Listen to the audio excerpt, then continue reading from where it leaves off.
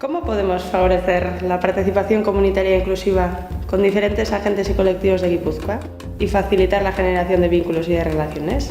Desde MAUS, Fundación Social, en el marco de la iniciativa Elkarrekinez, hemos desarrollado 3 intercambios colaborativos de los cuales hemos extraído aprendizajes y conclusiones en común, en base a una metodología y la sistematización de las mismas. Con todo ello, queremos compartir algunas claves desde la experiencia y la vivencia colectiva. Yo la pondría y que se enfoca.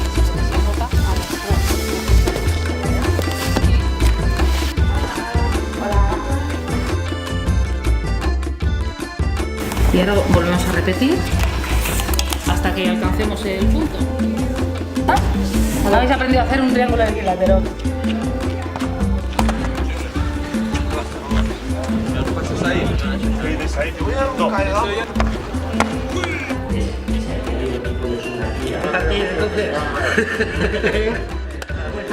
Yo así me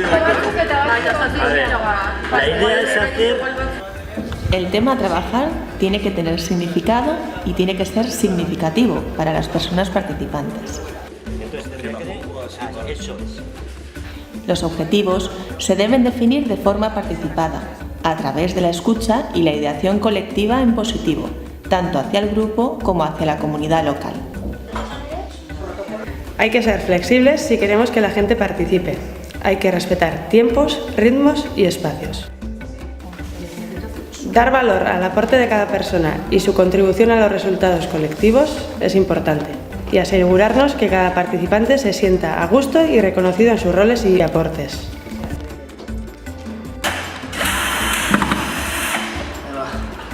Por fin has aprendido a saber todo. Que la Administración avale, legitime y reconozca las iniciativas y procesos de participación comunitaria para la inclusión es un punto a favor.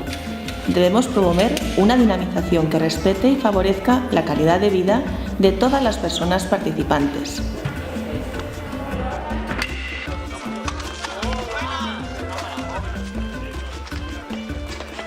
Un buen ambiente y un clima de cercanía nos ayudará a conseguir los objetivos y favorecerá la sostenibilidad de los procesos y el establecimiento de relaciones de confianza y de efectividad consciente. Estar atentos a las conversaciones y provocar nuevas ideas a realizar es otro de los puntos a tener en cuenta.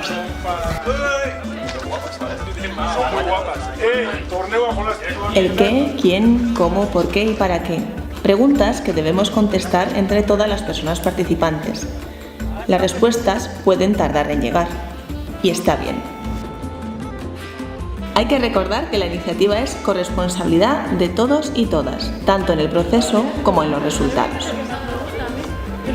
La dinamización debe buscar un equilibrio entre animar, acompañar, motivar, situar tareas y el día a día del grupo, fomentar la comunicación, el diálogo, el buen ambiente. Todo ello sin perder de vista los objetivos de la iniciativa ni las prioridades. La sistematización empodera y reconoce a las personas y los colectivos y el conocimiento construido. Pasamos de objetos de estudio a sujetos de estudio. Vamos, un trabajo súper bonito y súper enriquecedor.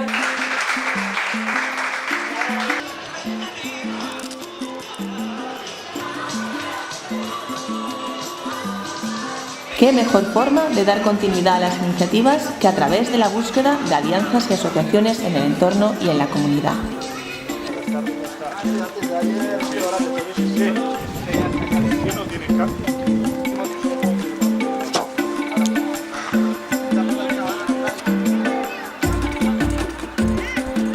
Hay que visibilizar este tipo de iniciativas.